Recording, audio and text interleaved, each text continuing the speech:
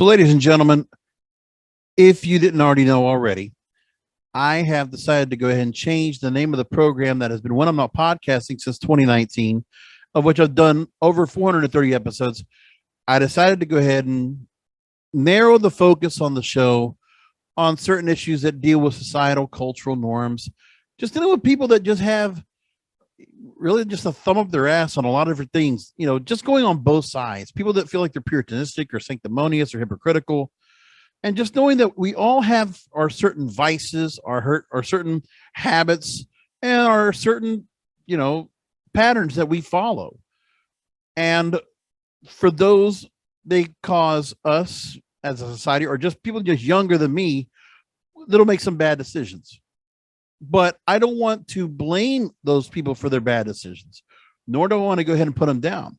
My thing is, there's a way we can go ahead and talk about all the things that we're dealing with that, for someone like me to go ahead and feel like I should be, of people my age or older, that we should be in shock and awe and, frustrated and huffing over things that happen for a reason. And for me, I just want to just go ahead and focus, point them out, and just say, listen, there's nothing wrong with it. And sometimes just to put an understanding on things, that we are all a little depraved and debaucherous. And that's something I want to prove in every episode here on the program. So I'm going to ramp the show up back to 3 shows a week because of all the content I'm going to be recording over the next, really, as I'm recording right now, I batch a lot of episodes together. I record a lot of them at one time, and then I go ahead and put them in, schedule them. And then if there's new episodes to drop in that are timely, then I'll drop those in before and shuffle the schedule. But there's a lot of timeless issues I can feel like I can talk about now that I've set up and put together. I just got to sit down and record it. And that's what I want to do with all of you now. And I also want to be able to open the dialogue and have guests on that will also let me go ahead and we can also just have some great discussions where we're not putting anybody down and we're not going political. But my thing is just know there's psychological reasons. There are sociological reasons for some of the things that we all do. Everything from, how we enjoy sex or don't enjoy sex to what things we like to partake or consume, whether it's food, cannabis, alcohol, whatever. And then the lifestyle choices we make and some of the choices that are made out there because people are being pressured to it. I mean, there's a lot of things, a lot of overlying factors and a lot of behaviors that happen, a lot of patterns among people that cause you to make the choices that you make. So we should kind of break that down and just realize that, it still comes down to the fact that it should just still be your choice of the things you decide to do, but also just realize that, let's just call it out for what it is. It's going to make sense as we go along. And hopefully you'll understand where I'm coming from with that. So I'm going to start off tonight right now on this particular episode, talking about Mia Khalifa, who I've seen him on TikTok for a while now. And, she's been out there, much like other adult stars that have been either out there doing videos or in full-fledged movies that decided they're going to do something else with their careers. Now, my background goes back to the fact that when I started podcasting in 2005, one of the things I started to do first was I worked for a station that was based on adult entertainment, on the video side, on the online side of adult entertainment, called Why Not Radio, 2005 to 2006. So I got to go to AVN shows, to Internext, to what was the other one? Exotica. I went to a number of those shows and I got to meet all the major stars that were there. I got to meet Ron Jeremy 3 times before he got all caught up in his shit. I got to meet Jenna Jameson, Tara Patrick, Jesse Jane, Kinsey Kenner, Alexis Amore, Olivia Lovely. I met them all. A lot of big names. And, the industry, they're just everyday people just like you and me, really, when it comes down to it. And for the fact that Mia Khalifa now wants to change her career and do something with herself, because now, listen, she's now in a serious celebrity relationship with, was Jay Cortez, the reggaetonero, right? The reggaeton artist. She's doing a lot of stuff right now where she's now in a feature music video with Becky G, the song Mommy, which is one of the biggest Latin songs right now in the world. And she's changing herself. And it's starts off with TikTok and goes from there. So Bustle talks about her rebrand and how we should respect it. And so this social media superstar, she says that 6 years ago, she left Miami, said she would never come back. It's a city where she started her career for a time, and her career started to ruin her life. So they go through her story, talking about how she moved to Miami because her then partner took a job there, got a job at Fuddruckers. Her priority was getting implants. Considerable weight loss in her late teens led her self-conscious about her breasts, saved up and strategized for an augmentation through college. Got it done in Miami. Now, she was born in Lebanon, grew up in a D.C. suburb, went to University of UTEP, University of Texas El Paso, accepted the college level at high school, which allowed her to graduate sooner. And then she got the breast augmentation, gets approached about working adult, and the story goes from there. Now, they say that the adult industry is no stranger to media stunts and irreverence, but the exposure videos that she did were unprecedented. In less than 2 months, her clips had more than 1.5 million views, and she was declared Pornhub's #1 ranked performer. And then she quit filming before the peak of the media storm, having worked in the industry for a matter of months, but her notoriety mounted. Now, she says she was made to feel ashamed about getting recognized in public when I was someone who wasn't in the public eye. She's now 29 years old. She's, her fame has grown exponentially, and her new Instagram account she has 28 million followers. TikTok, she has 32 million followers.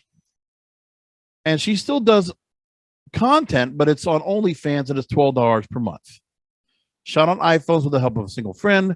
She co-hosts a daily sports talk show, designed a line of bikinis for Seven Swimwear, did a partnership with Playboy, but her personal success matters more to her than professional. She says, now, I'm with someone I actually love. I'm more confident now. I have a personality. I was so young and dumb and lost when I first lived here. So they go along and they talk about her and they say, okay, her modesty belies her resiliency and the courage it took to show more of herself at a time when people were confident they'd seen it all. Listen, me and Khalifa just this is an example of where some girls, their sexuality gets exposed at an early age. When you're that young and that pretty, it can be a decision that you make. And her mindset at the time is totally different now. But the one thing that I would hope that she doesn't do is regret what she did. Because so what if she did?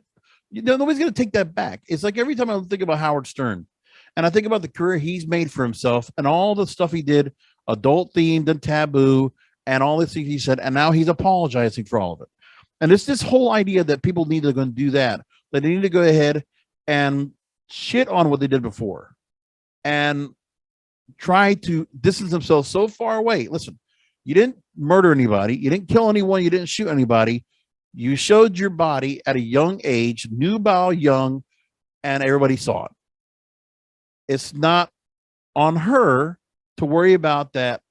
There are guys out there that have, done things watching her in videos for a long time. But those guys got to realize, in real life, there's something that you put in front of a camera and there's what she is in real life.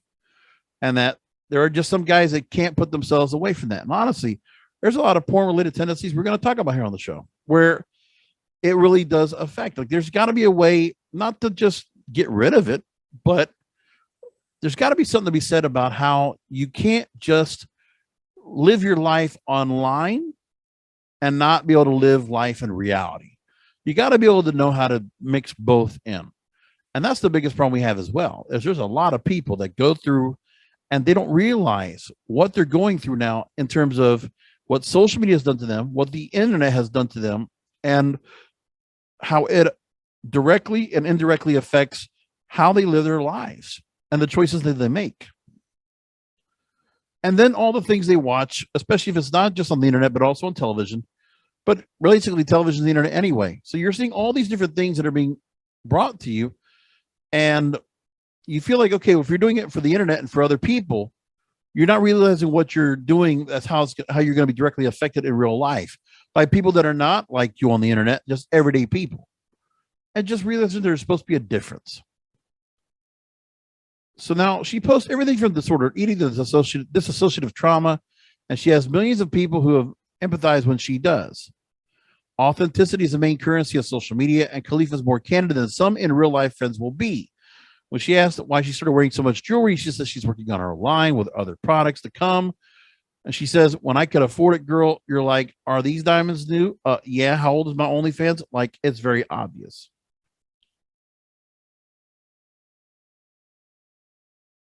So the the change that she has made and her natural disposition seems to be the epitome of good vibes only.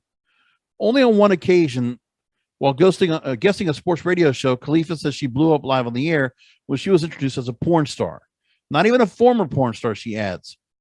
And the media coverage after that, it was said that Mia Khalifa's gone crazy. She's lost her mind. All this stuff made her face a hard truth. Quote, I didn't like myself. So I was making choices and doing things that didn't reflect who I was. The experience led her to start therapy, a practice she hasn't stopped since. I was like, this shame, I need to come face to face with it. I need to get over this. Exactly right. To not feel the shame. People are going to feel shame for you, but why do you need to feel that? I mean, how many times have I heard you just can't live with regret and just let it continue to just haunt you and bring you down all the time? And that's what they're being talked about here. And so when I look at all this here, the other thing too is that she's also a star that if she was back doing, and TikTok and Instagram was available for her when she first started, right? You know, not where the popularity that those platforms have today, but imagine if she was doing that now. That's giving a thing to her. But here's the thing too, is that instead of where she's gone now with herself, she's also done some things where she's put her opinions out there and they've also come back to bite her. Well, that's also where if you're going to be completely candid about yourself, the consequences are going to come.